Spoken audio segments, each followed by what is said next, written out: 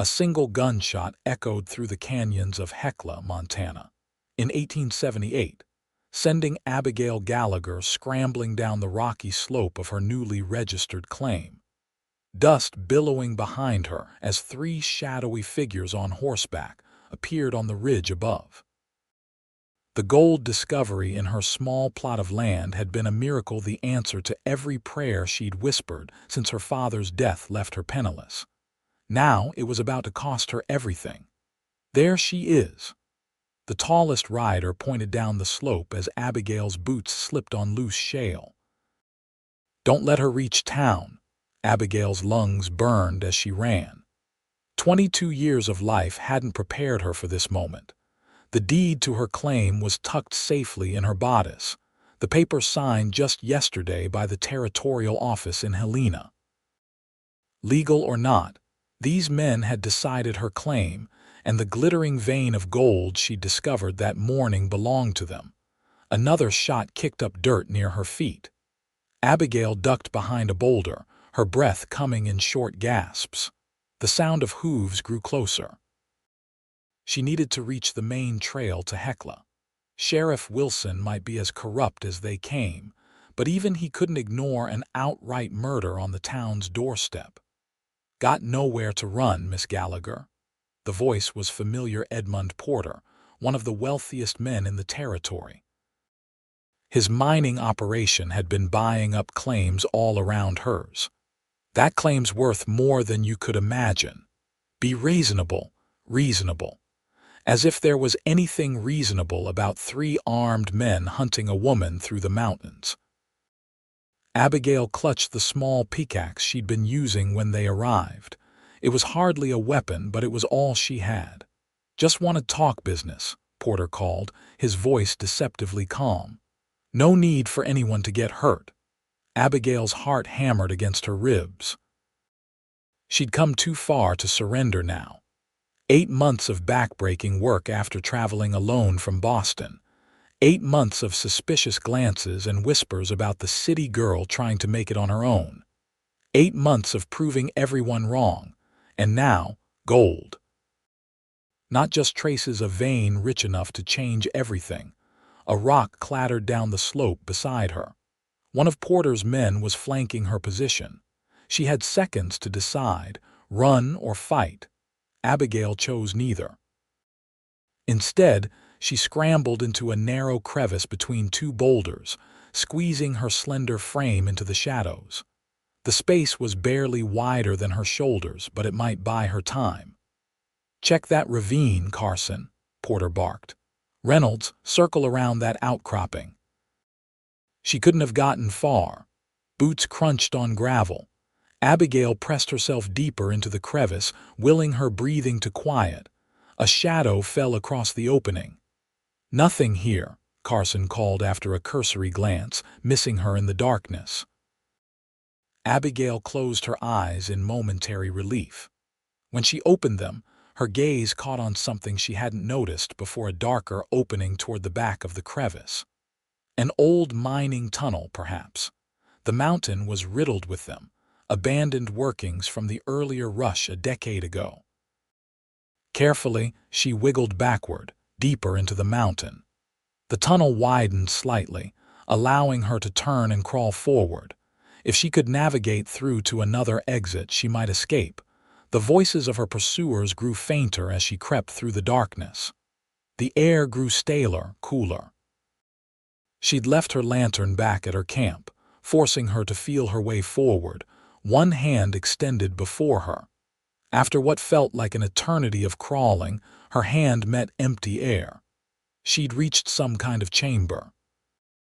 Straining her eyes in the darkness, she could just make out a larger space, perhaps an old excavation room. Abigail allowed herself to stand, stretching her cramped limbs. "Hello," she whispered, hoping against hope that some friendly miner might be working this abandoned claim. No response came, but as her eyes adjusted, she noticed a faint sliver of light from above, perhaps a ventilation shaft. It was barely enough to illuminate the space around her.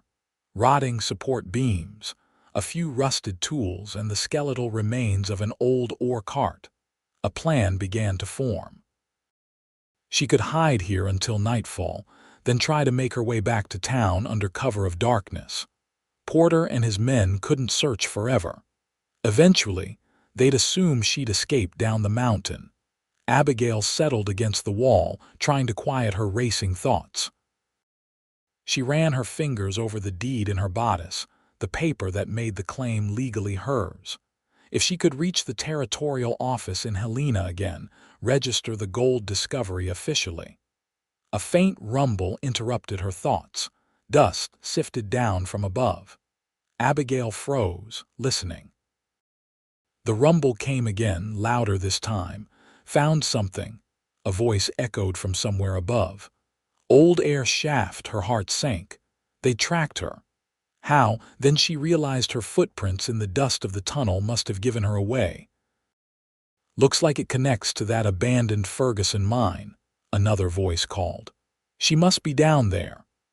Abigail scrambled to her feet, looking frantically for another exit. There a darker passage on the far side of the chamber. She lunged toward it just as a shower of dirt cascaded from the ventilation shaft above. "We know you're down there, Miss Gallagher," Porter's voice echoed down the shaft. "Why don't we handle this civilized-like? Come up, and we'll talk fair terms for your claim."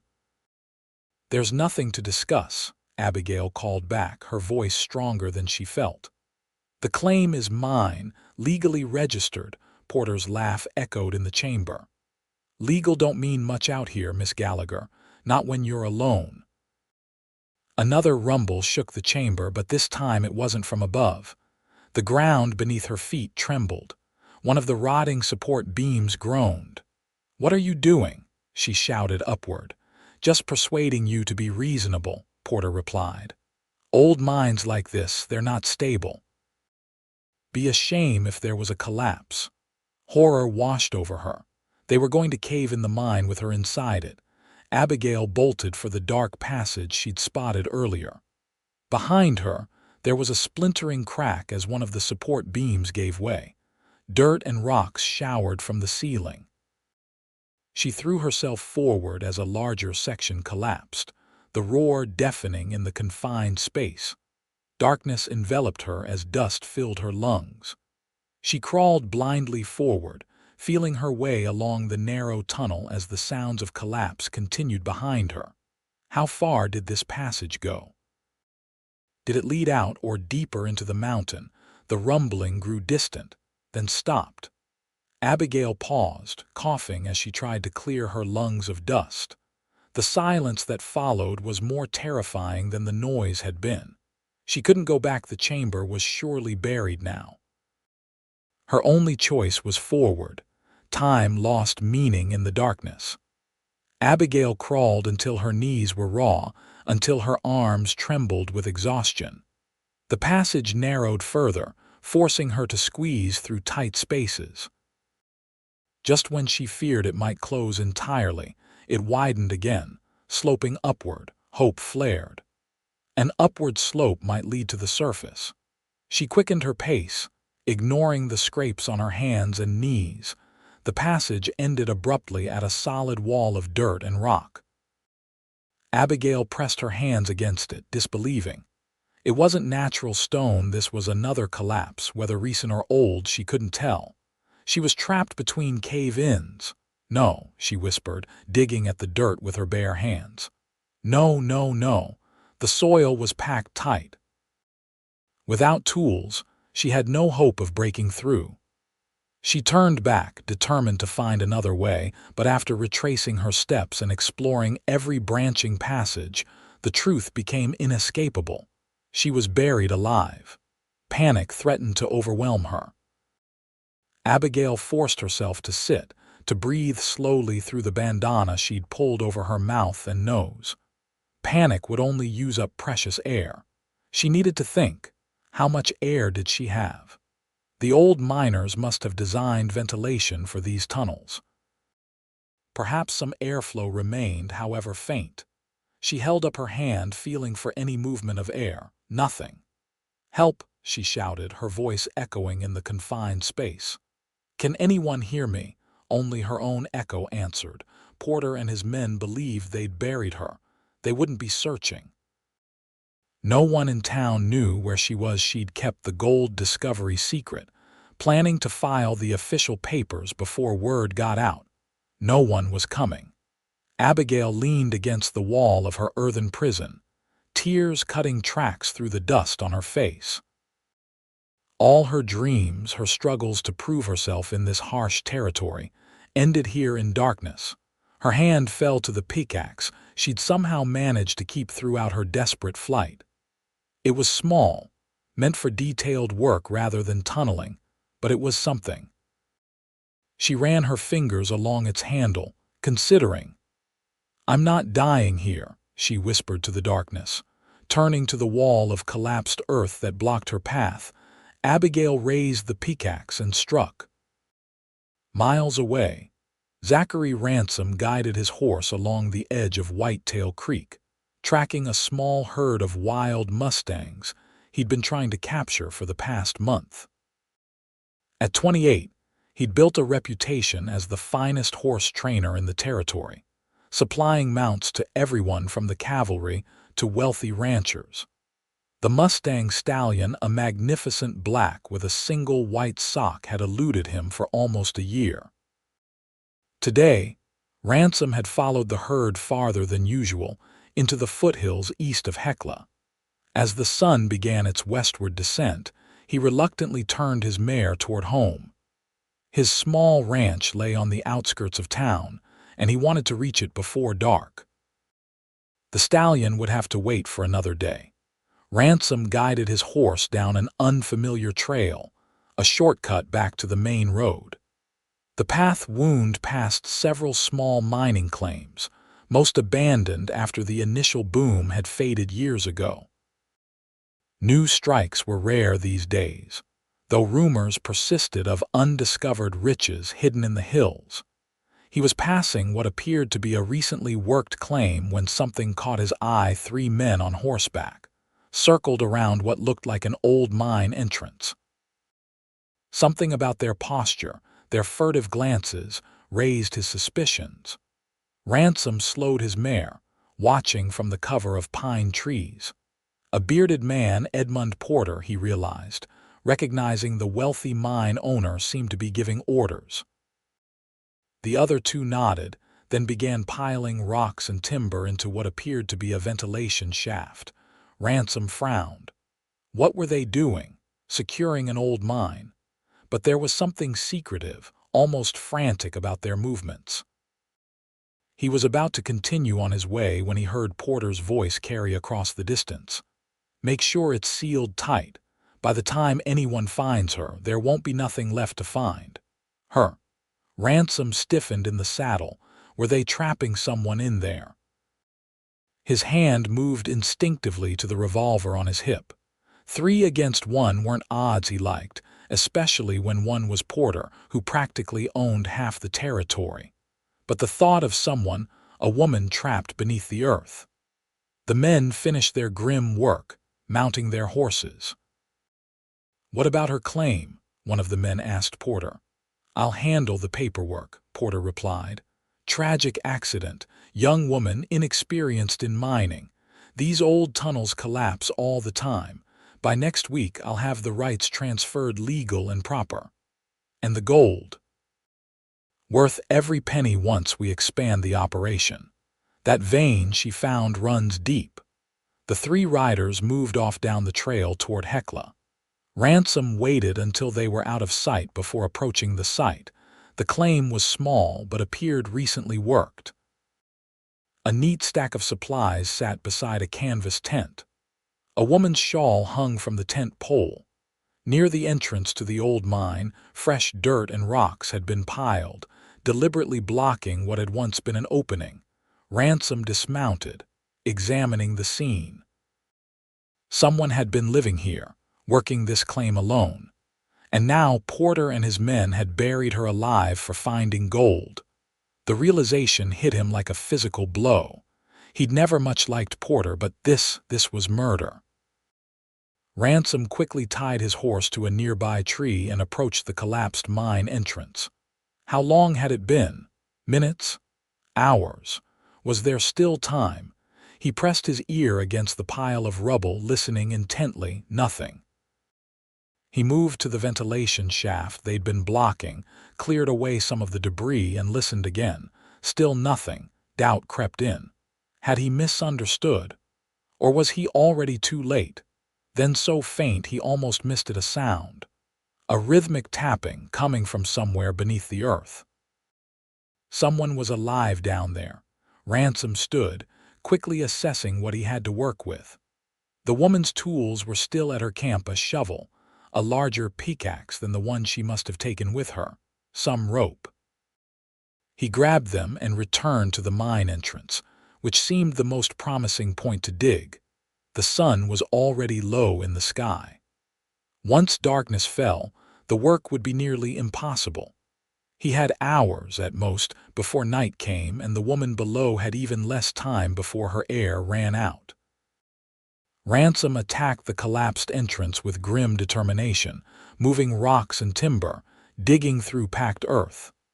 Sweat soaked his shirt despite the cool mountain air. His hands blistered, then bled, but he didn't slow. As dusk approached, he'd cleared enough debris to expose what had once been the main tunnel. It was still blocked further in, but the tapping sound was clearer now. He paused in his digging. "Hello," he shouted into the darkness. "Can you hear me?" For a moment, silence. Then a faint voice, muffled by earth and distance. "Help, I'm trapped." Relief surged through him. She was alive, conscious. "I'm digging to you," he called back. "How much air do you have?" "I don't know." The voice was female, frightened but determined. "The tunnel collapsed behind me too. I'm in some kind of pocket between cave-ins." "Are you hurt?" "No, just trapped." "Who are you?" "Name's Zachary Ransom. I saw Porter and his men. I know what they did." A pause. "They want my claim. I found gold this morning." "Just hold on," Ransom called, resuming his digging with renewed urgency. "I'll get you out." As darkness fell, Ransom lit the woman's lantern, positioning it to illuminate his work. The going was slow, dangerous. One wrong move could trigger another collapse, killing them both. He had to shore up the tunnel as he went, using timber from her supplies and the surrounding forest. Hours passed. His muscles screamed in protest, but the woman's occasional tapping kept him going. Each time the sound came, it was his confirmation that she still lived, that there was still hope. Midnight came and went. The mountain air grew bitter cold, his breath clouding in the lantern light. Still, he dug. "Are you still there?" her voice called, closer now but weaker. "Still here," he answered, pausing to wipe sweat from his brow despite the cold. "I'm getting closer." "What's your name?" "Abigail. Abigail Gallagher." "Well, Miss Gallagher, I'm not leaving this mountain without you." A soft laugh drifted through the darkness. "I appreciate that, Mr. Ransom. The company down here is rather lacking." Despite everything, Ransom found himself smiling at her attempt at humor. Whoever this woman was, she had spirit. The earth before him suddenly shifted, a small cascade of dirt revealing a darker space beyond. He quickly stabilized the opening with timber, then called out, "I think I'm breaking through. Can you see any light?" "Yes." Her voice was stronger now, excited. "I see light. I'm digging toward you." Working from both sides, they finally created an opening large enough for a hand to reach through. Abigail's dirt-covered fingers emerged from the darkness, grasping blindly. Without thinking, Ransom took her hand in his. "I've got you, Miss Gallagher." Her fingers tightened around his with surprising strength. "Please," she said, her voice thick with emotion, "get me out of here." It took another hour to widen the opening enough for her to crawl through. When she finally emerged, covered in dirt, hair matted with dust, Ransom was struck by how small she was and how determined her eyes looked in her filthy face. Abigail Gallagher took a deep breath of the cold night air, staring up at the star-filled sky as if she'd never seen it before. Then, without warning, she crumpled to her knees. Ransom was beside her instantly, supporting her shoulders. "Easy now. You're safe." She didn't cry as he might have expected. Instead, she trembled with exhaustion and what he suspected was rage. "Porter," she said, her voice hoarse. "He tried to murder me." "I heard him," Ransom confirmed. "Him and his men. They were going to take your claim after you were gone." Abigail's green eyes met his, firelight reflected in their depths. "Thank you for saving my life, Mr. Ransom." "Call me Zach," he said, helping her to her feet. "And you're not safe yet. Porter thinks you're dead, buried in that mine, if he learns otherwise. He'll try again," she finished grimly. "The gold I found, it's a major vein, worth a fortune." Ransom guided her to the small campfire he'd built earlier. "You need to rest, eat something. Then we'll figure out what to do." He'd brought jerky and biscuits in his saddlebag, nothing fancy, but Abigail ate as if it were a feast. As she did, Ransom studied her more carefully. Her clothes, though now filthy, were of good quality. Her speech marked her as educated, Eastern probably. Not the typical prospector. "How'd you end up with a mining claim in Hecla?" he asked when she'd finished eating. Abigail took a sip from the canteen he offered. "My father was a geologist for a mining company in Boston. After he died last year, I discovered he'd purchased this claim years ago but never worked it. Everyone told me to sell it sight unseen, but you're not one for taking advice," Ransom finished, a hint of admiration in his voice. She smiled faintly. "Not when it doesn't make sense. I studied my father's work for years. I know more about mineral formations than most men twice my age. I came to see the claim for myself, and the geological signs were promising. So I stayed, worked it alone. Brave decision. Foolish, some would say." She gazed into the fire. "And nearly fatal. If you hadn't come along." "But I did," Ransom said simply. "Now we need to decide what to do. Porter thinks you're dead. That gives us an advantage." Abigail's expression hardened. "I need to reach the territorial office in Helena, register the gold strike officially before Porter can claim it. That's a 2-day ride and Porter has men watching the roads. You wouldn't make it. I have to try. That claim, it's all I have." Ransom considered the situation. "There's another option. My ranch is about 5 miles from here. We can go there tonight, get you cleaned up and rested. I know some people in town, good people we can trust. With witnesses to what Porter did, we might be able to bring him to justice here." Abigail shook her head. "Justice? In a town where Porter practically owns the sheriff. The moment anyone knows I'm alive, I'm in danger again. And anyone helping me would be too." She was right, Ransom knew. Porter's influence in Hecla was nearly absolute. Still, the thought of this woman riding alone to Helena with Porter's men potentially searching for her. "Then I'll take you to Helena myself," he decided. Abigail stared at him. "Why would you do that? You don't know me. You've already risked enough digging me out."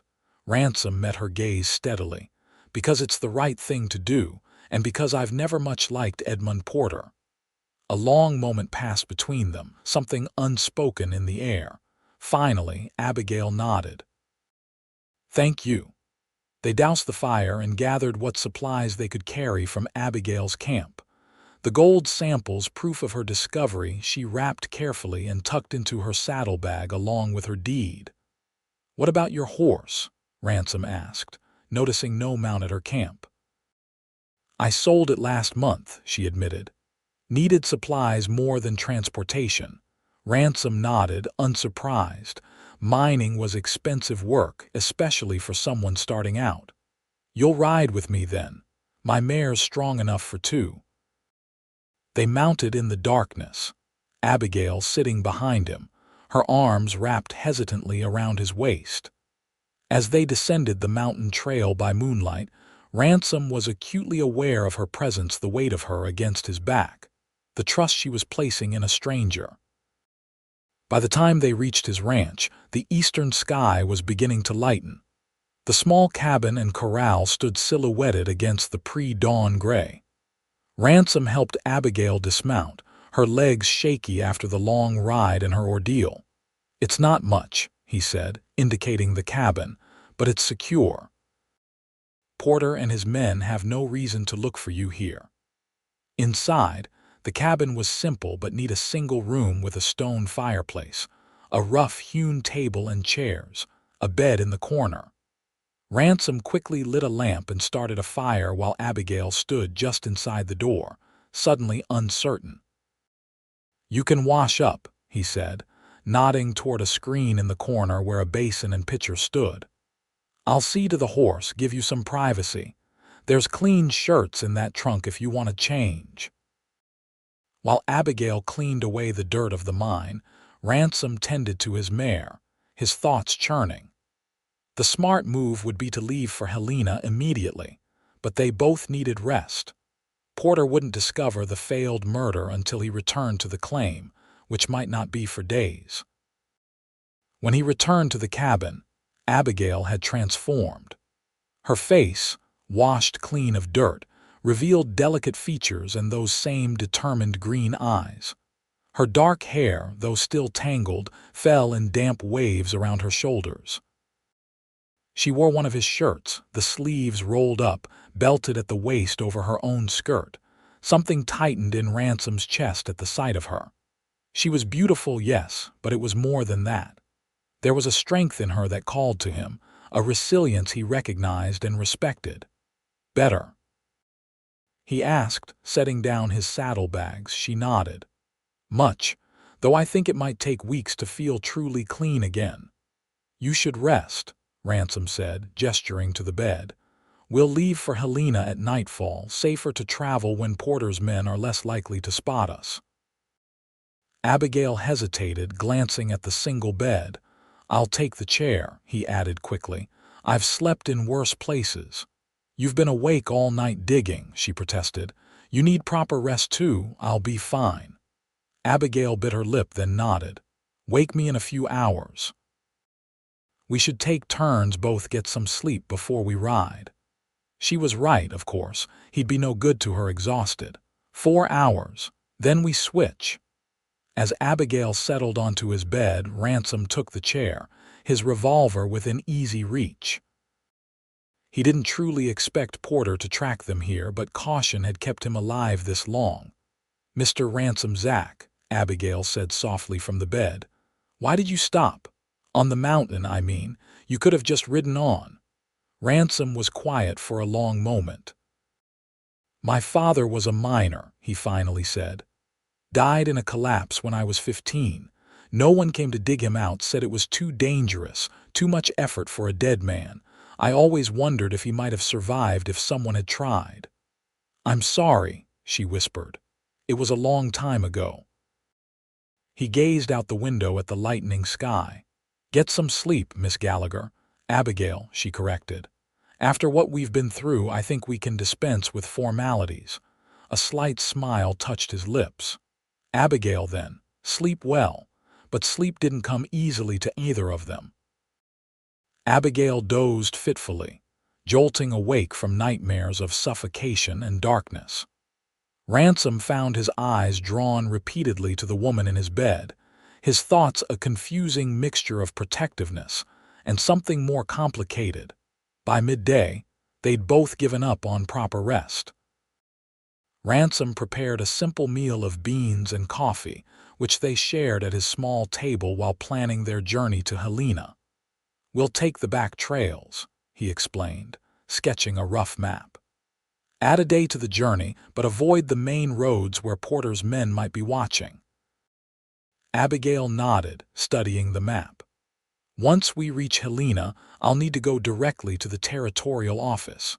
With the gold samples and my deed, they'll have to recognize my claim. And Porter," her expression hardened.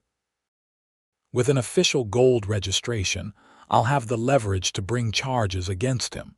Attempted murder carries serious penalties, even for a man of his standing. Assuming there's evidence, Ransom cautioned. My word against his won't count for much. There's the mine itself, Abigail pointed out. The deliberate collapse. My tools still inside, and perhaps his men will talk, faced with charges themselves. Ransom wasn't convinced but nodded anyway. She needed hope to hold on to. They spent the afternoon preparing for the journey. Ransom packed supplies while Abigail sorted through her salvaged belongings.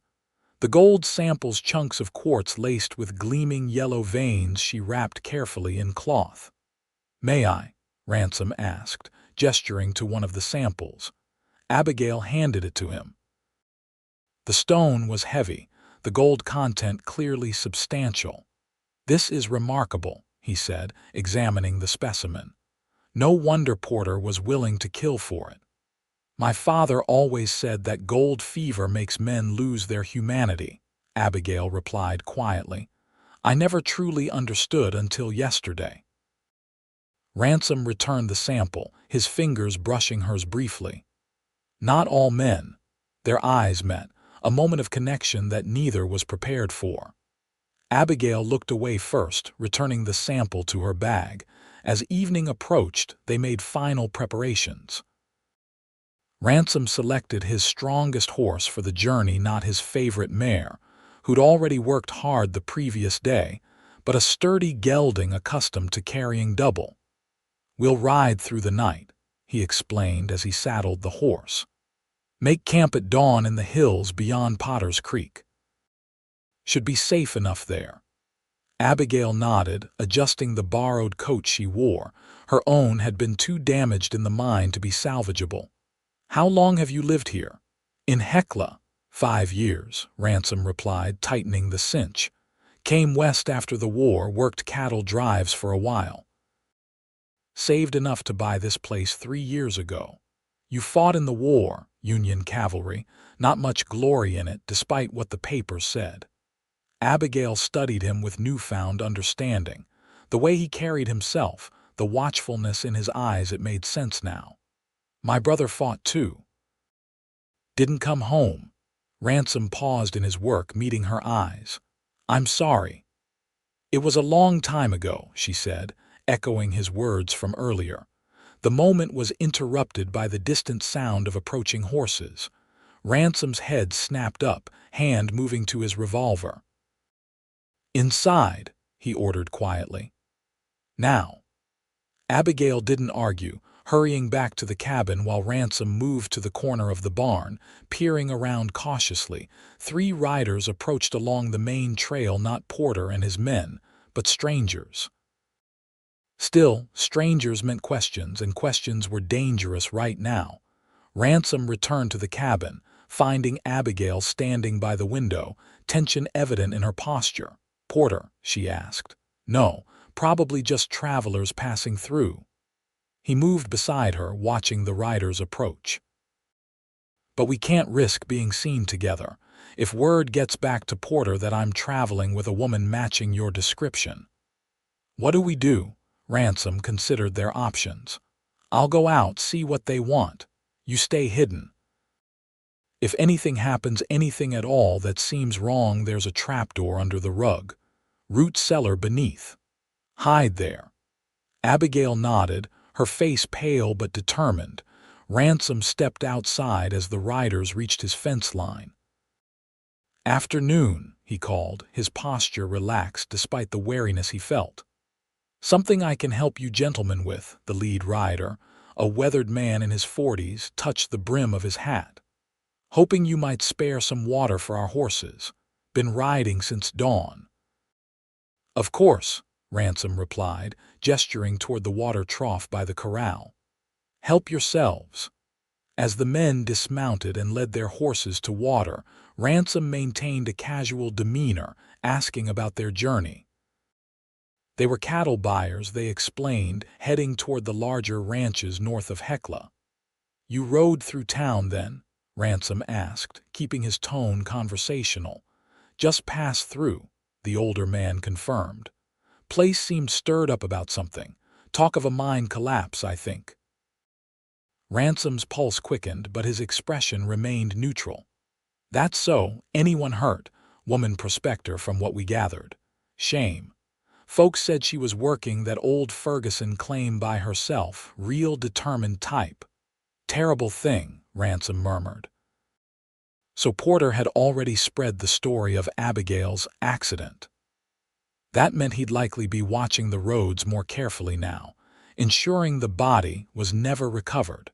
The men didn't linger long, thankful for the water but eager to reach their destination before full dark. As they rode away, Ransom returned to the cabin, finding Abigail just inside the door. "They're gone," he said, noting her pale face. "But they brought news. Porter's already telling people you died in a mine collapse." Abigail's shoulders sagged. "Then it's already too late.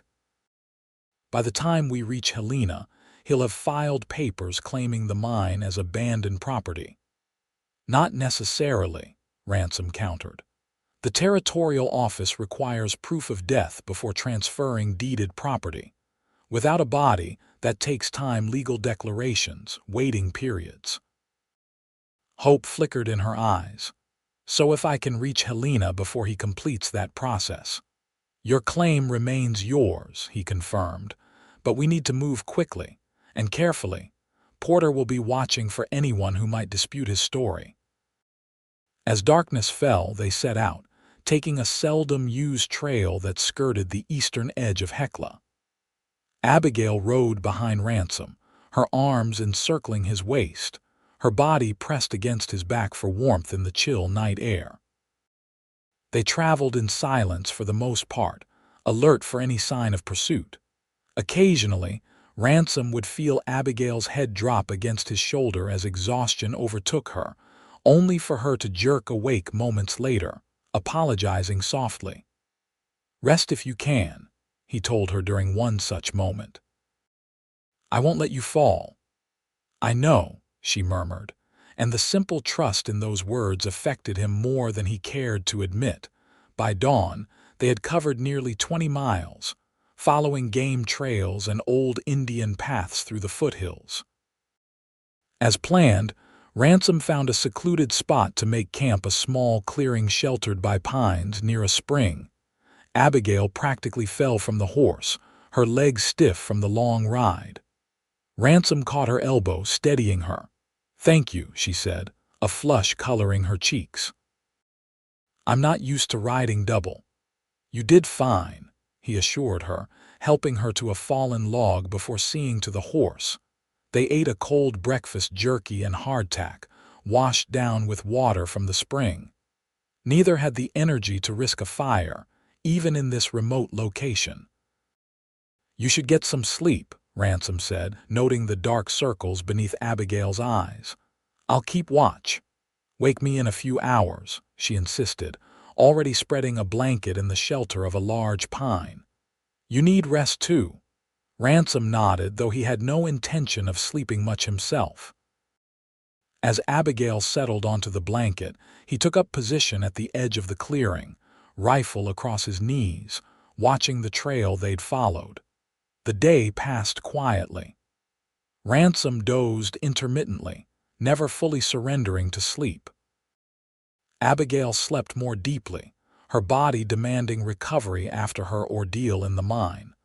Late in the afternoon, as Ransom was checking their provisions for the night's journey, Abigail approached, looking more rested though still weary. "You didn't wake me," she accused gently. "You needed the sleep more than I did," he replied simply. She sat beside him on the log, their shoulders nearly touching. "Why are you doing all this, Zach? Truly, you're risking so much for a stranger." Ransom was quiet for a long moment, considering her question. "Maybe I'm tired of men like Porter taking what isn't theirs," he finally said. "Or maybe I just couldn't walk away from someone in trouble." Abigail studied his profile, sensing there was more he wasn't saying. "Most men would have." "I'm not most men," he said, a hint of a smile touching his lips. "No," she agreed softly. "You're not." Something changed between them in that moment, a shift so subtle yet profound that neither could have named it. Ransom found himself looking at her lips, wondering how they would feel against his own. Abigail's breath caught, her eyes darkening with an emotion that mirrored his own. The moment was broken by the distant snap of a twig. Ransom was on his feet instantly, rifle raised, positioning himself between Abigail and the potential threat. She stood too, moving closer to him, her hand finding the revolver he'd given her earlier. For several tense seconds they waited, listening. Then a deer stepped into view at the edge of the clearing, regarded them with liquid eyes and bounded away. The tension drained from Ransom's shoulders, but the interruption had broken the intimate moment. "We should prepare to move out," he said, his voice gruffer than intended. Another few hours till dark. They resumed their journey as twilight descended, following Ransom's planned route northward before they would turn east toward Helena. The night was clear, stars spreading across the sky in a brilliant display that normally would have captivated Abigail. Tonight, however, her mind was occupied with more immediate concerns and with the man whose back she pressed against, whose warmth kept the mountain chill at bay. They'd been riding for perhaps 2 hours when Ransom suddenly reined in, his body tensing. Abigail was about to ask what was wrong when he raised a hand, signaling for silence. There just barely audible the sound of horses on the trail ahead. Ransom guided their mount off the trail, into the shelter of a dense thicket of pines. They dismounted silently, Ransom drawing his revolver as he led the horse deeper into the trees. They didn't have to wait long. 4 riders appeared on the trail, moving slowly, clearly searching rather than simply traveling. Even in the darkness, Abigail recognized Edmund Porter's bulky silhouette at the lead. "Nothing this way either," one of the men said as they paused near the spot where Ransom and Abigail had left the trail. "Waste of time if you ask me. That woman's dead and buried. Then where's the body?" Porter demanded. "I want that mine checked again at first light and send men to watch the road to Helena. If by some miracle she survived, that's where she'll head." "What about Ransom?" another voice asked.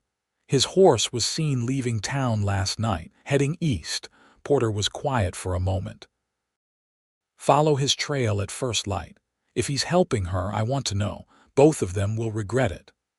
The riders continued on, their voices fading into the night. Beside him, Ransom felt Abigail trembling, whether from cold or fear, he couldn't tell. "They know," she whispered once the riders were well away. "They suspect," Ransom corrected, "but they don't know where we are or which route we're taking. They'll find your trail eventually. By then, we'll be long gone." He squeezed her arm reassuringly. "Change of plans. We keep riding through the night, no stopping until we reach the river. We can cross at Miller's Ford, then follow the east bank all the way to Helena. They won't expect that route, it's longer, harder." Abigail nodded, trusting his judgment. They mounted again, now moving with greater urgency, pushing the horse harder than before. The night deepened around them. Clouds rolled in, obscuring the stars and making the trail harder to follow. Ransom relied on instinct and experience, guiding them through terrain that grew increasingly rugged. It was near midnight when the accident happened. Their horse, tired from carrying double and pushing too hard, stepped into a hidden gopher hole. The animal went down hard, throwing both riders.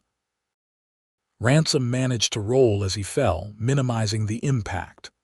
Abigail wasn't as fortunate, landing awkwardly and crying out in pain. He was at her side instantly.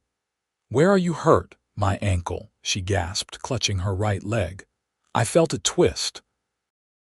Ransom gently examined the injury, confirming what he feared, a bad sprain, possibly worse. She wouldn't be walking far on it, much less riding hard. Their horse had regained its feet but was clearly favoring its right foreleg. Not broken, Ransom judged, but strained. It wouldn't carry them both any further tonight. "What do we do now?" Abigail asked, reading the concern in his face. Ransom surveyed their surroundings, thinking quickly. "There's an old line cabin about 3 miles from here. Belongs to the Harris Ranch, but they only use it during roundup. We can shelter there, give you both time to heal. Porter's men, they're behind us, searching the main trails. We'll be safe enough for a day or two." With no better options, Abigail nodded agreement. Ransom helped her onto the horse, which could still manage a single rider at a slow walk, then led them carefully through the darkness toward the cabin. The pain in Abigail's ankle throbbed with each step of the horse, but she bit her lip, refusing to complain. Ransom walked beside the horse, one hand on the reins, the other on his revolver, constantly scanning their surroundings. The line cabin, when they reached it, was little more than a one-room shelter with a small corral attached. Simple, but to Abigail's exhausted eyes it looked like a palace. Ransom helped her inside, settling her on a rough bunk while he tended to their horse and gathered firewood. Despite the risk, they needed a fire tonight. The mountain air had grown bitter cold, and Abigail was already shivering. Soon a small fire burned in the stone fireplace, casting flickering shadows across the cabin's interior. Ransom knelt beside Abigail, carefully removing her boot to examine her ankle.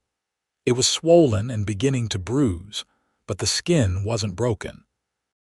"Bad sprain," he confirmed, gently probing the injury.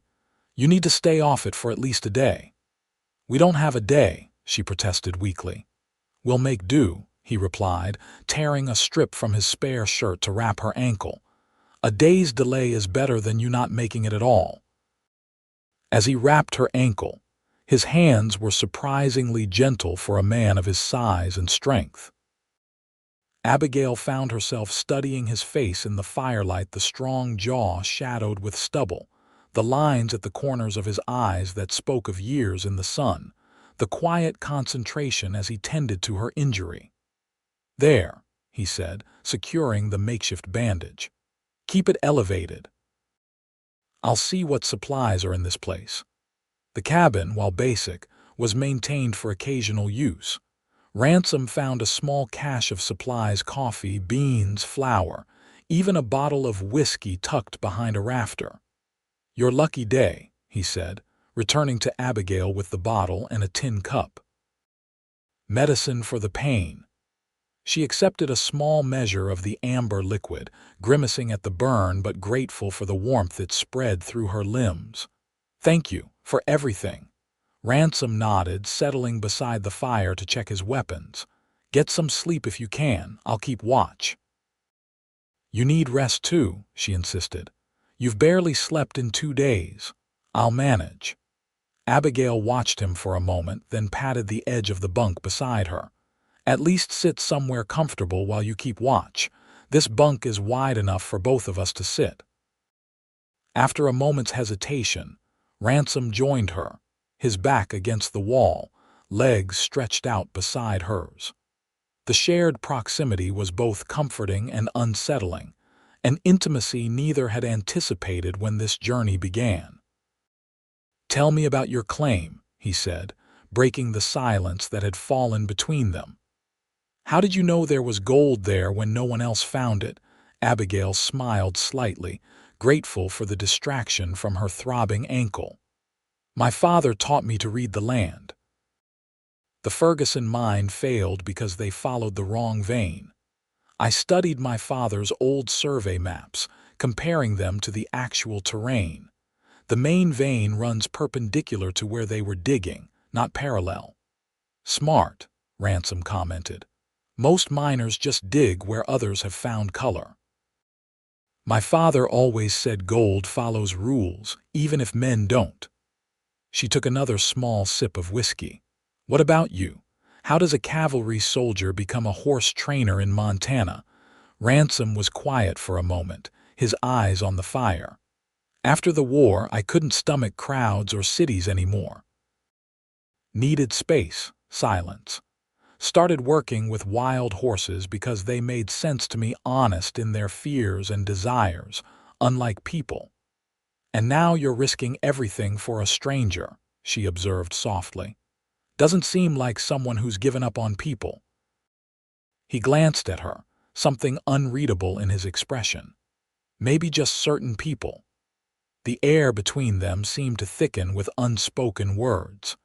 Abigail found herself acutely aware of his proximity, the warmth of his body beside hers, the subtle scent of leather and pine that clung to him. "You should sleep," he said, his voice rougher than before. "Tomorrow will be challenging enough." Abigail nodded, settling back on the bunk, careful of her injured ankle. Despite her exhaustion, sleep didn't come easily. Each time she closed her eyes, she saw the darkness of the mine closing in, felt the terror of being buried alive. Ransom seemed to sense her distress. "I'll be right here," he said quietly. "Nothing's going to happen to you while I'm around." Somehow she believed him. Gradually, her breathing slowed, her body relaxing as sleep finally claimed her. Ransom watched her drift off, fighting his own exhaustion. In the flickering firelight, with her dark hair spread across the rough pillow, and her features softened in sleep, Abigail Gallagher looked both vulnerable and incredibly strong, a contradiction that fascinated him more than he cared to admit. He'd known her for barely 2 days, yet he was willing to risk everything to help her. It wasn't just about opposing Porter or doing the right thing anymore. Somewhere between digging her out of that mine and watching her fight through pain and fear without complaint, Zachary Ransom had begun to care for this woman in a way he hadn't cared for anyone in a very long time. The realization should have alarmed him. Instead, it settled in his chest like a certainty, as natural and inevitable as sunrise. Eventually, despite his intentions to stand guard, exhaustion won out. Ransom's head dropped to his chest, his breathing deepening as sleep overtook him. He woke with a start some hours later, momentarily disoriented. The fire had burned low, casting the cabin in shadows. Beside him, Abigail still slept, but she had shifted in the night, her head now resting against his shoulder, one hand curled on his chest. Dawn light filtered through the cabin's single window. They'd slept longer than he'd intended. Carefully, trying not to wake her, Ransom eased away and stood, stretching muscles stiff from the awkward sleeping position. He added wood to the fire, then stepped outside to check their surroundings. The morning was clear, the mountains outlined sharply against the blue sky. Their horse grazed in the small corral, moving more easily than the night before, a good sign. When he returned to the cabin, Abigail was awake, attempting to stand despite her injured ankle. "What are you doing?" he asked, crossing quickly to her side. "Testing if I can ride," she replied, wincing as she put weight on the ankle. "We need to keep moving." Ransom eased her back onto the bunk. "Not until you've eaten something and I've had a better look at that ankle in daylight." She started to protest, then subsided, recognizing the logic of his words if not the delay they represented. Ransom set about preparing a simple breakfast with the supplies he'd found: coffee, biscuits made from the flour, and the last of their jerky. As they ate, he outlined his revised plan. "We'll rest here today, give your ankle time to improve. Leave at first light tomorrow, taking the river route as planned. Even with the delay, we should reach Helena before Porter can complete any legal filings." Abigail nodded reluctantly. "And if Porter's men find us here?" "They won't," Ransom said with more confidence than he felt. "This cabin isn't on any maps and we left the trail where they wouldn't expect. We're as safe here as anywhere." After breakfast, he examined her ankle again. The swelling had decreased slightly, a good sign, but the bruising had deepened. He rewrapped it more securely with fresh bandages torn from a spare shirt. "You're good at this," Abigail commented, watching his careful work. "Field medicine," he explained. "Learn quick in the cavalry or you don't survive long." His fingers lingered perhaps longer than necessary on her skin, the touch no longer purely medical. When he looked up, her eyes were on his face, a flush coloring her cheeks.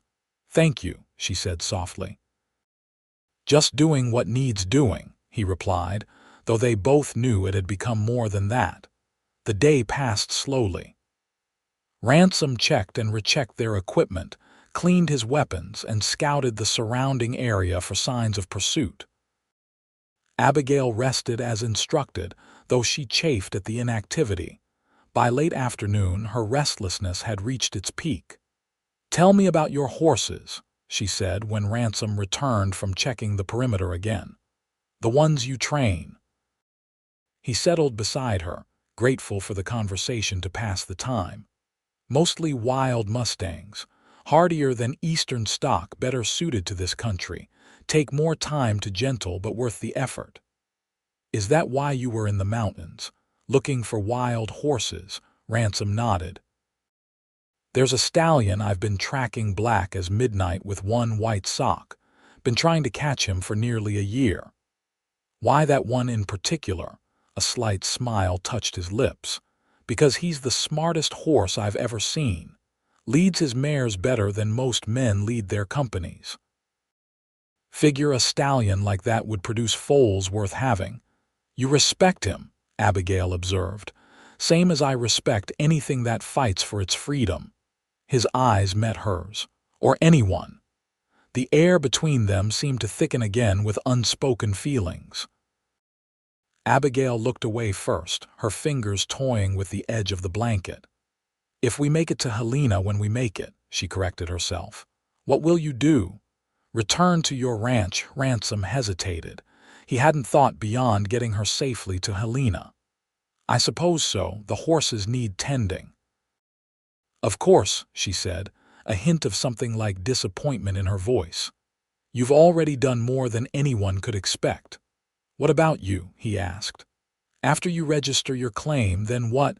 "Hire proper help to work the mine," she replied. "Find a trustworthy foreman. Build something lasting the way my father would have wanted." "In Hecla?"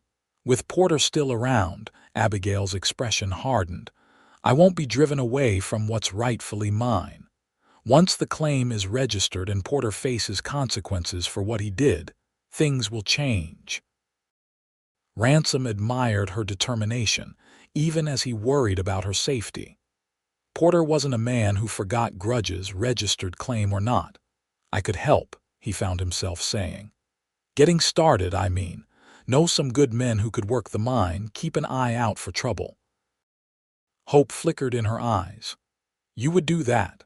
"Said I would, didn't I?" Their gazes held, something electric passing between them. Abigail's lips parted slightly, and Ransom found himself leaning closer, drawn by a force as natural and inevitable as gravity.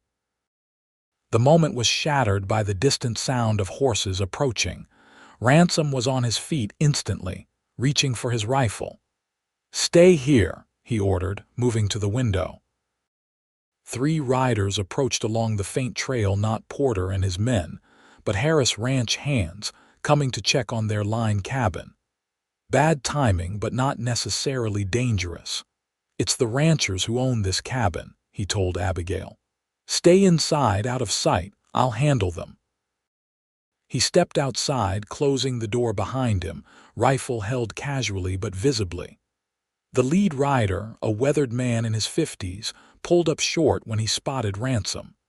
"This is Harris property," the man called, his hand hovering near his sidearm. "I know," Ransom replied calmly. "Name's Zachary Ransom.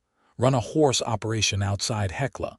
My mount came up lame yesterday, needed shelter for the night." The older man relaxed slightly, recognition dawning. "Ransom, heard of you. You're the one breaks those wild mustangs." "That's right." "Frank Harris," the man introduced himself, dismounting cautiously. This is my land, line cabin for my northern range. Appreciate the shelter, Ransom said, planning to move on soon as my horse is sound. Harris glanced at the corral where their horse was visible. Looks like he's favoring that right foreleg still. Should be right by morning. Harris nodded, though his eyes moved to the cabin with suspicion. Riding alone, are you? Before Ransom could answer, the cabin door opened and Abigail appeared, leaning heavily on the doorframe. He was helping me, actually, she said, her voice clear and steady despite the pain she must have been feeling. I took a fall, injured my ankle. Mr. Ransom kindly offered assistance. Harris looked between them, clearly reassessing the situation. You're a long way from anywhere, miss. Abigail Gallagher, she introduced herself. I was traveling to Helena when my horse threw me. Mr. Ransom happened along shortly after, a stroke of providence. The story was close enough to truth to be believable, and Ransom admired her quick thinking. Harris seemed to accept it, though his companions exchanged knowing glances that suggested they'd drawn their own conclusions about the pair's relationship. Well, Miss Gallagher, we don't turn away folks in need in these parts, Harris said after a moment. You're welcome to use the cabin until you're fit to travel. We were just checking for strays, won't be needing it ourselves for a few weeks yet. That's very kind, Mr. Harris, Abigail replied with a grateful smile. Got some supplies in our packs, Harris added, gesturing to one of his men. Jenkins, fetch that salt pork and coffee. Might help these folks on their journey. Ransom accepted the offered supplies with thanks, relieved at the rancher's generosity rather than suspicion. As the men prepared to leave, Harris drew Ransom aside. Porter's men were asking about you in town, he said quietly. Seemed mighty interested in your whereabouts. Ransom's expression remained neutral. Any particular reason, didn't say, just thought you should know. Harris glanced toward Abigail, then back to Ransom. Whatever your business is, I'd steer clear of Porter. Man's got a mean streak when crossed. Appreciate the warning, Ransom replied. After the ranchers departed, Ransom joined Abigail inside the cabin. That was quick thinking, he commended her. Though you should be resting that ankle. I heard everything, she explained. Thought it better to establish a story than have him wondering who you were hiding in here. Ransom couldn't argue with her logic. Harris mentioned Porter's men are asking about me in town. They're connecting the dots faster than I'd hoped. Abigail's expression grew concerned. We need to leave, now tonight. Your ankle will have to manage, she said firmly. We can't risk waiting if Porter's men find us here. She was right, Ransom knew. The risk of staying outweighed the benefit of additional rest. We'll leave at dusk, he decided. Take the river route as planned. Harder traveling at night but less chance of being spotted. As evening approached, they prepared to depart. Their horse, while still favoring its injured leg slightly, seemed strong enough for the journey. Ransom fashioned a better support for Abigail's ankle using strips of cloth and a piece of firewood as a splint. It won't be comfortable, he warned as he helped her mount, but it should keep the ankle stable.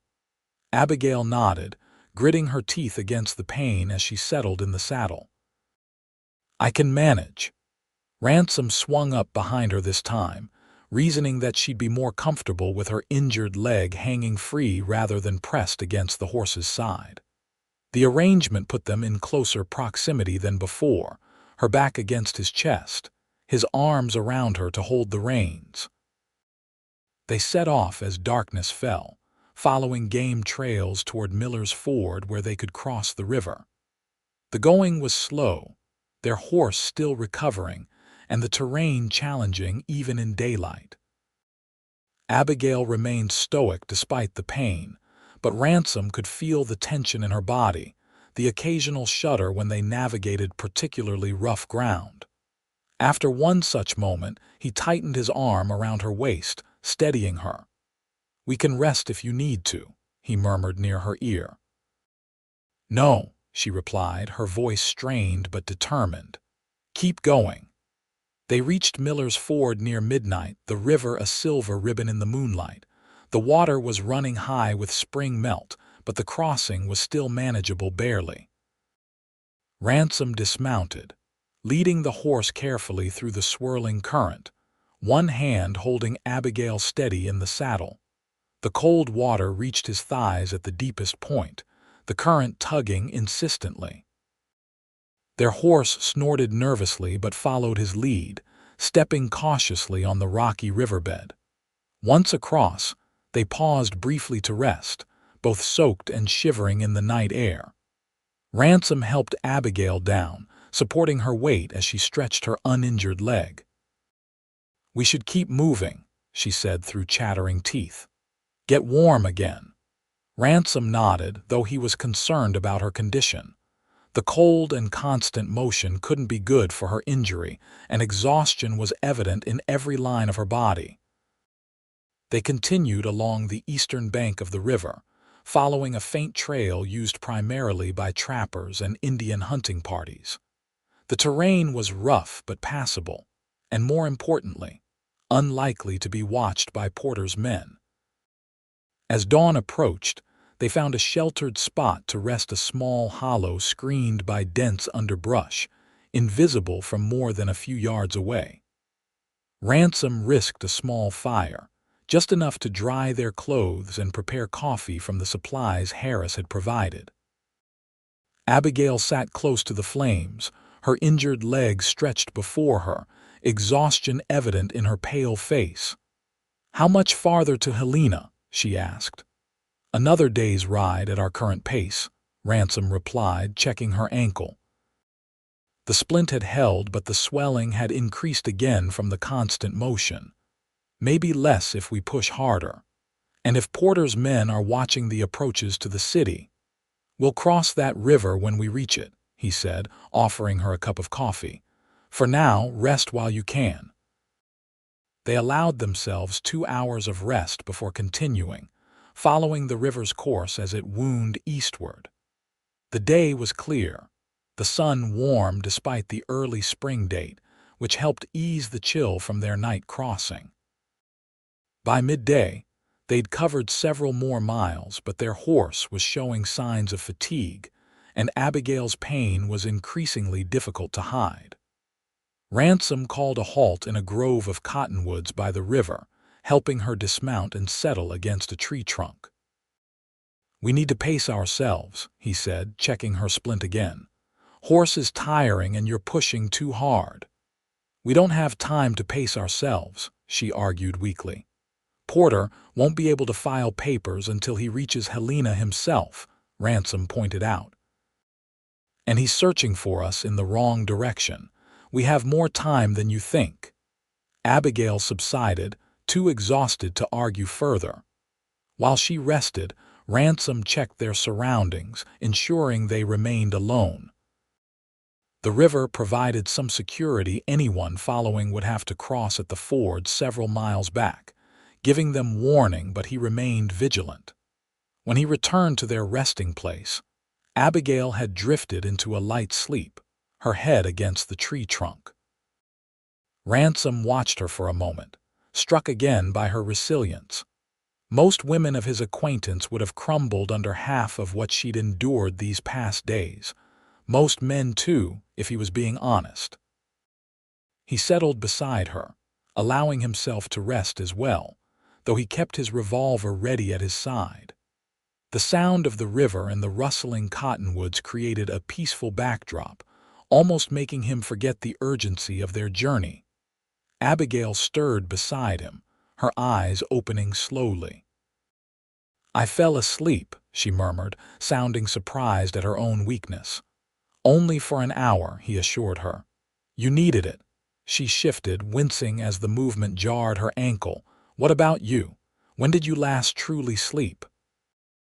"I'll sleep when we reach Helena," he replied, though in truth, he was running on determination more than strength at this point.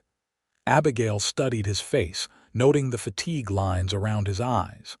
You're as stubborn as I am, Zachary Ransom. A slight smile touched his lips. Probably why we haven't killed each other yet. She laughed softly, the sound warming him more than the spring sunshine. Then, to his surprise, she reached out, her fingers lightly touching his cheek. Thank you for everything. I don't know that I've said it properly. Ransom caught her hand, holding it against his face for a moment before lowering it, though he didn't release her fingers. No thanks needed. Nevertheless, she insisted, you have them. My gratitude and, she hesitated, her eyes meeting his, and more, perhaps, than I know how to express. The air between them charged with tension of a different sort than they'd experienced before. Ransom found himself leaning closer, drawn by the vulnerability and strength mingled in her gaze. This time, there was no interruption. His lips met hers gently, a question rather than a demand. Abigail answered by lifting her free hand to the back of his neck, deepening the kiss with a hunger that matched his own. When they finally parted, both were breathing harder, eyes searching each other's faces for confirmation of what they'd just shared. That was unexpected. Abigail suggested, a smile playing at the corners of her mouth. Inevitable, Ransom corrected, brushing a strand of hair from her face. She leaned into his touch, her eyes closing briefly. What happens when we reach Helena, Zach, after all this is over? It was the question he'd been avoiding, even in his own thoughts. What do you want to happen? I don't know, she admitted. A week ago, all I wanted was to prove my claim was valuable to build something lasting. Now, he prompted when she fell silent. Now I find myself thinking about more than gold or mines. Her eyes met his again, vulnerability clear in their depths. Thinking about a certain stubborn horse trainer who risked everything for a woman he'd never met. Ransom's heart quickened at her words. I'm still trying to catch that black stallion, he said softly. Could use help running the ranch while I'm out tracking him. Is that a job offer, Mr. Ransom? She asked, a teasing light entering her eyes despite the seriousness of the moment. Could be something more, he replied, suddenly certain of what he wanted. If you were interested. Abigail's smile bloomed slowly, like a flower opening to the sun. I might be, once we've secured my claim and dealt with Porter. One challenge at a time, then, he agreed, sealing the understanding with another kiss, this one briefer but no less meaningful. They resumed their journey an hour later, both rejuvenated despite their physical exhaustion. The understanding between them, unspoken though much of it remained, provided a new source of strength. As evening approached, they caught their first distant glimpse of Helena, a collection of buildings nestled in a valley ahead. They were still several hours' ride away, and darkness would fall before they reached the city. We'll approach after nightfall, Ransom decided. Less chance of being spotted that way. Abigail nodded agreement. The territorial office won't be open until morning anyway. We'll need somewhere to stay tonight. I know a place, Ransom assured her. Small boarding house on the edge of town, run by a widow who doesn't ask questions. I've stayed there before when bringing horses to sell. They continued along the river until it bent away from their destination, then struck out across open country, keeping to low ground and natural cover where possible.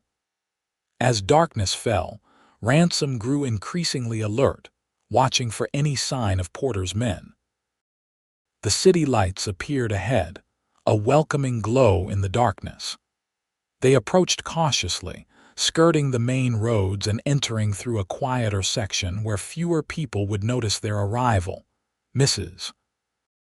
Finch's boarding house was exactly as Ransom remembered, a modest two-story structure set back from the street, with a small stable behind it. The widow herself answered his knock, recognition dawning in her weathered face. Mr. Ransom, she greeted him. Been some time since you passed through. Yes, madam, he agreed. Need a room for the night, for myself and—" He hesitated, suddenly aware of how their situation might appear. "My wife," Abigail supplied smoothly, leaning on his arm both for physical support and to maintain the pretense. "We've had quite a journey, if Mrs. Finch doubted their story, she gave no sign of it. "Of course. Got a room at the back, nice and quiet. Your missus looks like she could use some rest. Injured her ankle on the trail," Ransom explained as they followed the widow inside. "We're hoping to see the doctor in the morning." "And the territorial office," Abigail added. "Have some paperwork that needs filing." Mrs. Finch showed them to a clean, simply furnished room with a double bed, washstand, and small fireplace already lit against the evening chill. "Kitchen's closed for the night," she said, "but I can bring up some cold supper if you're hungry." They accepted gratefully, and soon were settled with a plate of cold chicken, bread, and pickles. Mrs. Finch had also provided hot water for washing and a jar of liniment for Abigail's ankle. Once alone, Abigail sank onto the edge of the bed with a sigh of relief. "We made it." "To Helena," Ransom cautioned, checking that the window was securely latched. "Still need to file your claim papers in the morning, and Porter could still arrive before then." "Always the optimist," she teased, though she recognized the truth of his words. After they'd eaten and Abigail had washed away the worst of the trail dust, Ransom helped her rebandage her ankle with the clean cloths Mrs. Finch had provided. The swelling had decreased slightly, though the bruising looked worse in the lamplight. "You should take the bed," Ransom said when he'd finished. "I'll sleep in the chair." Abigail raised an eyebrow. "After 3 days of pretending to be married, now you're being proper." "Trying to be a gentleman," he replied, though a smile tugged at his lips. "The bed is plenty large enough for both of us," she pointed out practically. "And we both need proper rest before tomorrow." Ransom hesitated, then nodded. They were both too exhausted for anything beyond sleep anyway, and the thought of a real bed after days on the trail was too tempting to resist. They settled awkwardly at first, careful to maintain space between them despite the pretense of marriage they'd established with Mrs. Finch. But as the night deepened and exhaustion took over, the space narrowed, until Abigail's head rested against Ransom's shoulder, his arm curled protectively around her. In the last moments before sleep claimed him, Ransom reflected on how quickly and completely this woman had changed his life. 4 days ago, he'd been tracking wild horses, alone as he'd been for years. Now he was in Helena, with a woman he'd come to care for deeply, facing who knew what challenges tomorrow would bring. And strangely, he wouldn't have it any other way. Morning came too quickly, sunlight streaming through the curtains they'd forgotten to close. Abigail woke first, momentarily disoriented by the unfamiliar surroundings and the warm presence beside her. Then memory returned, and with it, the urgency of their mission. "Zach," she said softly, touching his shoulder. "It's morning." He came awake instantly, years of training allowing no gradual transition from sleep. His eyes met hers, alert and focused despite the early hour. "How's the ankle?" "Better," she replied, and it wasn't entirely a lie. The pain had dulled to a persistent ache, manageable if not comfortable. "I can walk on it with help." They dressed quickly, Abigail in her travel-worn clothes, now clean thanks to Mrs. Finch's assistance the previous night. Ransom looked trail-worn but presentable, his dark hair still damp from washing. Mrs. Finch provided a hearty breakfast, asking no questions about their plans for the day. As they ate, Ransom outlined their approach. "Territorial office opens at 9, he said, keeping his voice low despite the empty dining room. "We'll be there when the doors open. Get your claim registered, the gold strike recorded officially. Once that's done, Porter can't touch it legally. And if he's already here..." Abigail asked, the fear she'd been suppressing rising again. Then we deal with it, Ransom replied simply, his hand covering hers on the table. Together.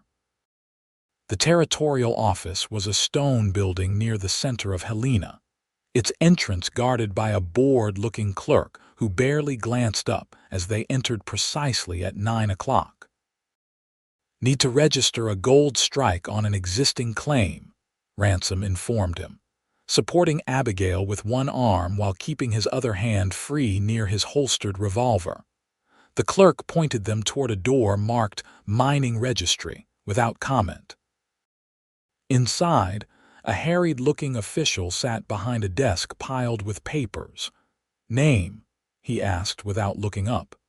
"Abigail Gallagher," she replied, stepping forward with Ransom's assistance. "I need to register a gold strike on my existing claim near Hecla." This got the official's attention. He looked up, eyes narrowing. "Gallagher, the Ferguson claim," Abigail's heart sank. If he already knew about her claim, Porter might have beaten them here after all. "Yes, that's the one. I have the deed right here and samples of the gold discovered." She produced the documents from her bag, along with the carefully wrapped gold samples. The official examined both, his expression unreadable.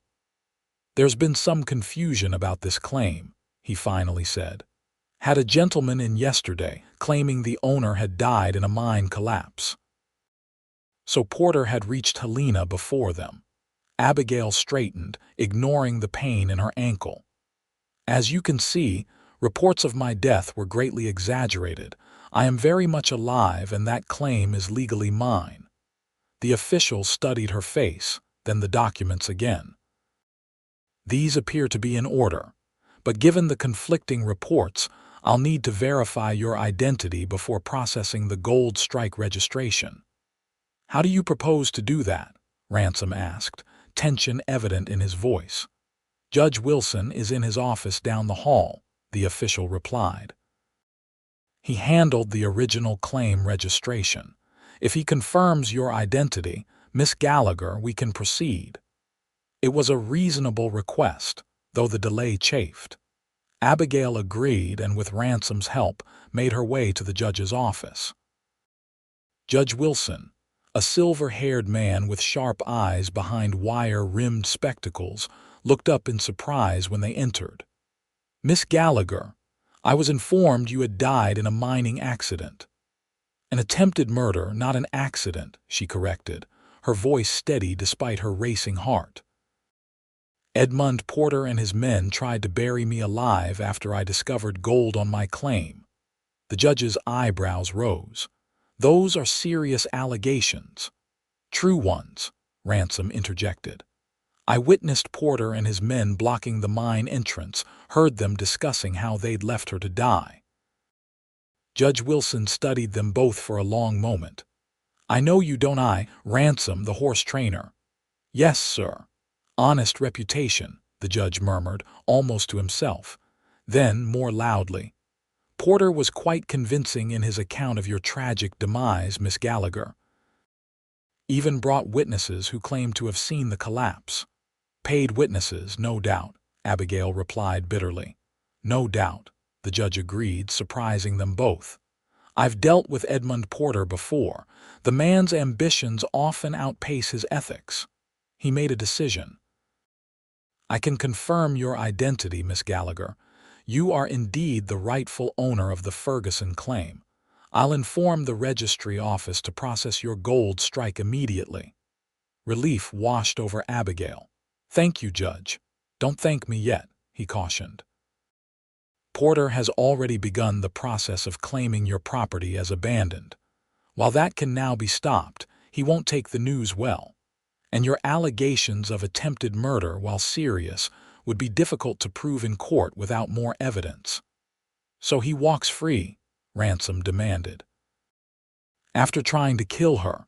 Justice and law aren't always the same thing, Mr. Ransom," the judge said wearily. "But perhaps there's another approach. Porter cares about two things, money and reputation.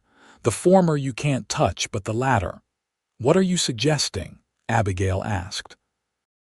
Porter is currently staying at the Helena Hotel, Judge Wilson informed them, very publicly proclaiming his sympathy over your tragic demise while simultaneously acquiring your claim. Imagine his surprise when you walk into the hotel dining room, very much alive, with witnesses to hear your account of what truly happened. Ransom considered the suggestion. Public humiliation. It would damage his standing, make people question his other dealings. Precisely, the judge agreed.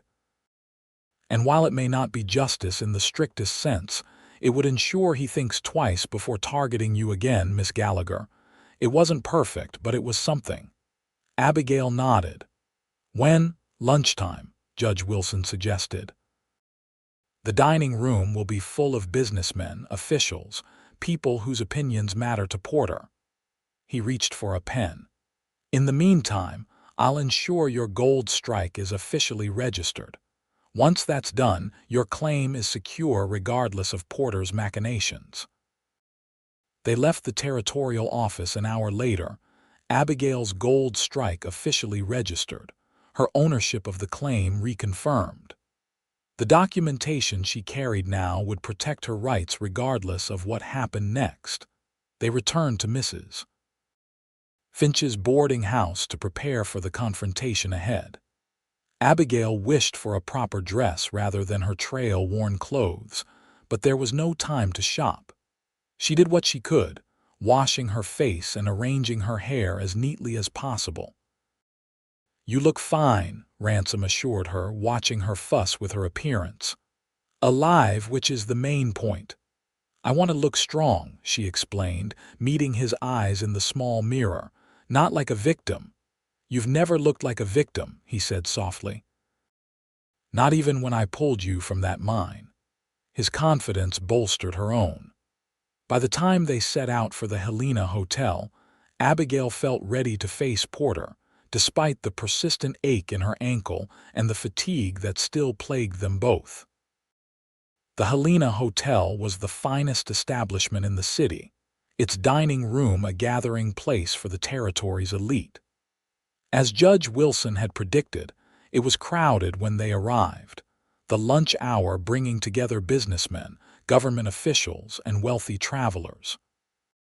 Edmund Porter sat at a prominent table near the center of the room, dining with several well-dressed men Abigail didn't recognize. He looked exactly as he had on the mountain, broad-shouldered, bearded, expensively dressed, the very picture of frontier success. Abigail paused in the doorway, sudden doubt assailing her. What if this backfired? What if Porter simply denied everything? Beside her, Ransom sensed her hesitation. We can find another way, he murmured. She straightened, gathering her courage. No, this ends now. They moved into the dining room, Abigail leaning on Ransom's arm, her head held high despite the limp she couldn't entirely hide. A hush fell over the nearest tables as they passed, recognition dawning on some faces not of Abigail, but of the situation. A woman presumed dead, walking into the very room where the man who had tried to kill her dined in comfort. Porter didn't notice them at first, engaged in animated conversation with his companions. It was only when the silence spread, reaching his table, that he looked up. The color drained from his face. Mr. Porter, Abigail greeted him, her voice clear and carrying in the suddenly quiet room. You look as though you've seen a ghost. Porter recovered quickly, smoothing his expression into one of surprise tinged with relief. Miss Gallagher, thank the Lord. We were told you'd perished in that terrible collapse. How strange, she replied, maintaining her composure though her heart pounded. Especially since you were the one who caused the collapse, trapping me inside to die. Murmurs rippled through the dining room. Porter's companions at the table exchanged uncomfortable glances. I don't know what you're talking about, Porter said, rising from his chair. Clearly you're confused after your ordeal. Why don't we discuss this privately? I think we've had enough privacy, Ransom interjected, his hand at the small of Abigail's back, supporting her in more ways than one. "I saw you and your men blocking that mine entrance. Heard you planning to take her claim once she was dead." Porter's face flushed with anger. "Absurd accusations." "I was nowhere near the Ferguson claim when the collapse occurred." "Yet you knew exactly where I was," Abigail noted, her voice steady. "The Ferguson claim, which you then tried to claim as abandoned, despite the fact that the deed is in my name and the collapse was no accident." The murmurs grew louder. Porter glanced around, noticing the attention their confrontation was drawing. His expression darkened. "You have no proof of these wild accusations." "Perhaps not enough for a court." Judge Wilson's voice came from behind them, the judge having entered the dining room during the exchange. "But enough for those who know your methods, Porter." Porter's gaze darted between them, calculation replacing anger in his eyes. He was cornered and knew it. Not legally perhaps, but socially, which in some ways mattered more to a man of his standing. "There's clearly been a misunderstanding," he finally said, his tone conciliatory though his eyes remained cold. "I'm delighted to see you alive, Miss Gallagher. My condolences on the collapse were premature." "As was your attempt to claim my property," she replied, refusing to let him off so easily. "A simple error in procedure," Porter said smoothly, "which I'm sure can be rectified now that you've returned safe and sound." Abigail allowed a small smile to touch her lips. "Already rectified, Mr. Porter. My gold strike has been officially registered with the territorial office. The claim is secure." Something dangerous flashed in Porter's eyes before he controlled it. "Congratulations on your discovery. If you're ever interested in discussing a partnership, my office is always open."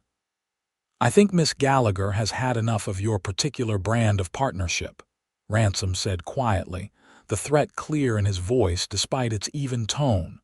Porter's gaze shifted to him, hatred barely concealed. "This isn't over, Ransom." "Yes, it is," Judge Wilson interjected firmly. "Unless you'd like me to take a closer interest in your other business dealings, Porter. I understand there have been questions about certain claim boundaries near the Sullivan operation." It was a clear warning, and Porter was smart enough to recognize it. His jaw tightened, but he nodded stiffly. "As you say, Judge, consider the matter closed." The confrontation ended not with violence or even raised voices, but with a silent acknowledgement of defeat on Porter's part. He resumed his seat, turning deliberately away from them, though the damage to his reputation was already done. Throughout the dining room, people were whispering, watching, judging. Abigail allowed Ransom to guide her from the room, her legs suddenly shaky now that the confrontation was over. Outside the hotel, she let out a breath she hadn't realized she'd been holding. "It's done," she said, half disbelieving. "Your claim is secure," Ransom confirmed, "and Porter's been put on notice. He won't risk coming after you again, not with Judge Wilson watching." "So we won," Abigail said, though it didn't feel entirely like victory. Porter would face no legal consequences for what he'd done, would continue his operations, perhaps targeting others less fortunate or well-connected than she had proven to be. "We survived," Ransom corrected gently. "Sometimes that's enough." Judge Wilson joined them outside the hotel. "Well handled, Miss Gallagher.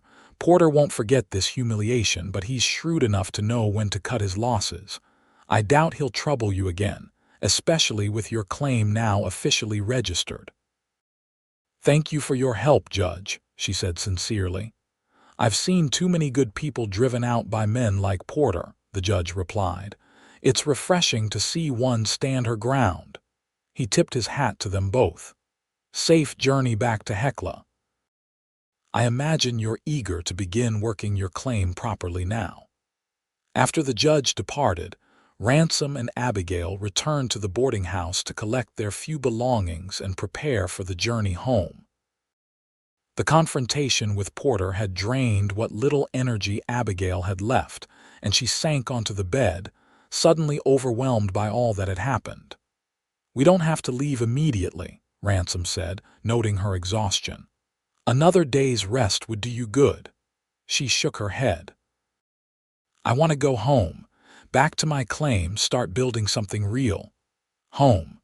The word resonated differently now than it had just days ago.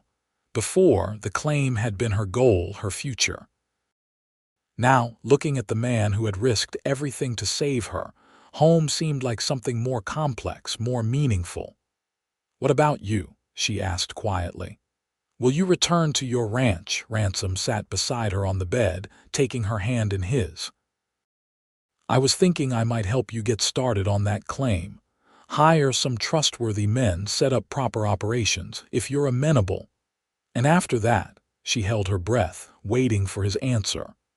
"After that," he said slowly, "I still have a black stallion to catch and a ranch that needs running. And I find myself wanting a partner in both endeavors." "A business partner?" she asked, though she knew that wasn't what he meant. Ransom smiled, lifting her hand to his lips. "More than that, Abigail Gallagher. Much more if you're willing." "I might be," she replied, her heart lightening despite her exhaustion. "Though I warn you, I'm stubborn and opinionated and not particularly skilled at traditional wifely duties." "Good thing I'm not looking for traditional," he said, leaning closer. "I'm looking for you just as you are." Their lips met in a kiss that held promise rather than desperation, sealing an understanding that had been building since the moment he'd heard her tapping beneath the earth, and decided to dig through the night to save a woman he'd never met. The journey back to Hecla took longer than their desperate flight to Helena had, both of them content to travel at a more reasonable pace. Abigail's ankle improved daily, though she suspected it would be weeks before she could walk without pain. They avoided the main trails, still wary of Porter's men despite the confrontation in Helena, but encountered no trouble.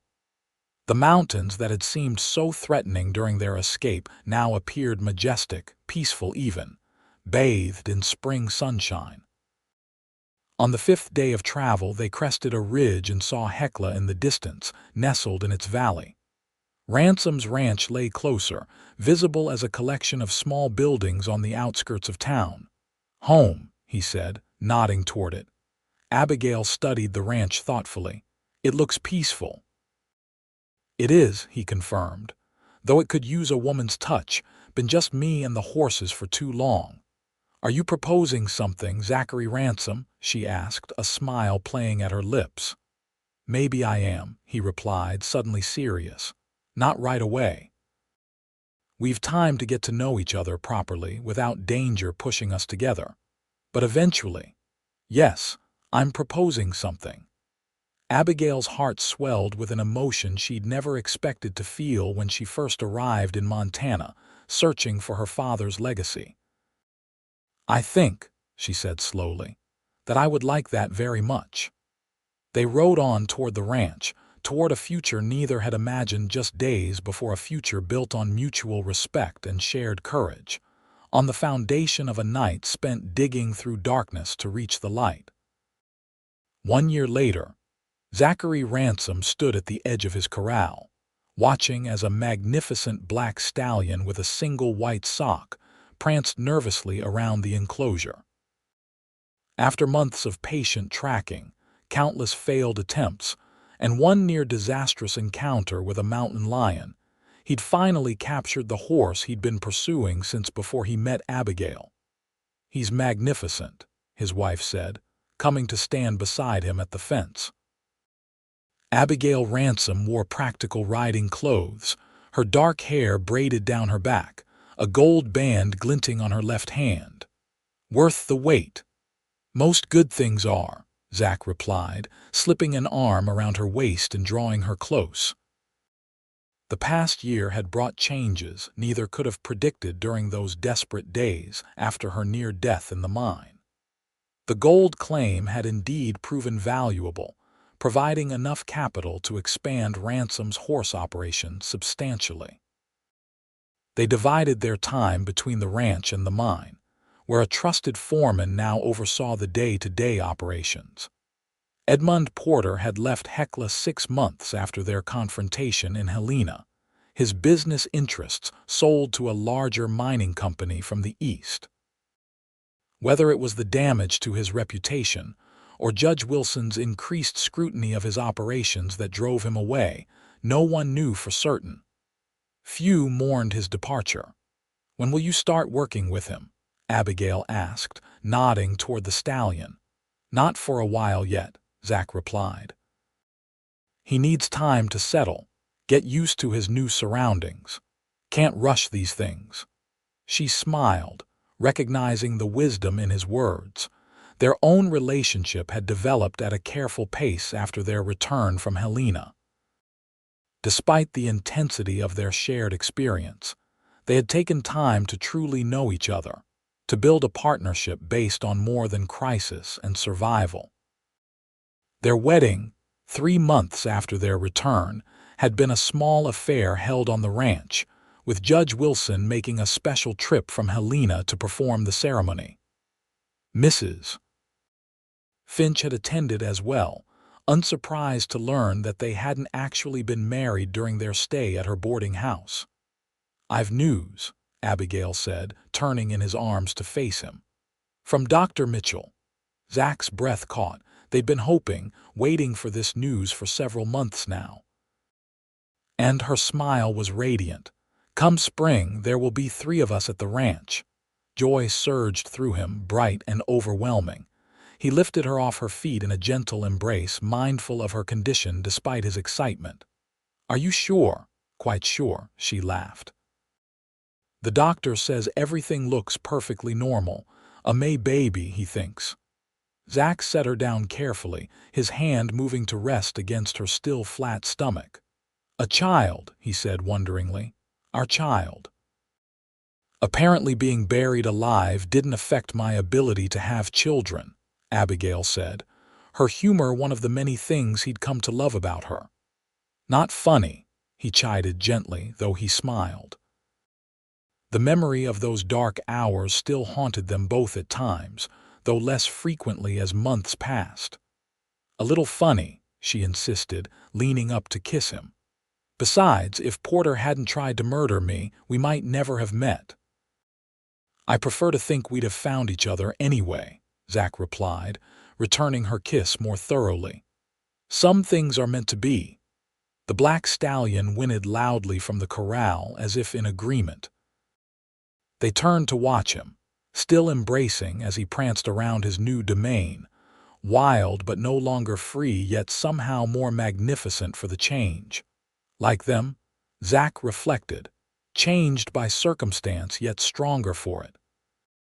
The journey from that terrible night on the mountain to this moment had been long and at times difficult, but every step had led them here, to this life they were building together. "I love you, Abigail Ransom," he said simply. "And I love you," she replied, resting her head against his chest. "For this life, and all the adventures to come." Above them, the Montana sky stretched endlessly blue, promising seasons of change, growth, and joy. Behind them, the mountains stood as they had for eons, silent witnesses to a love born in darkness but flourishing in light. And beneath their feet, the earth that had once nearly claimed Abigail's life now supported the home and future they would share with the child growing within her, a future as rich and promising as any gold vein, and infinitely more precious.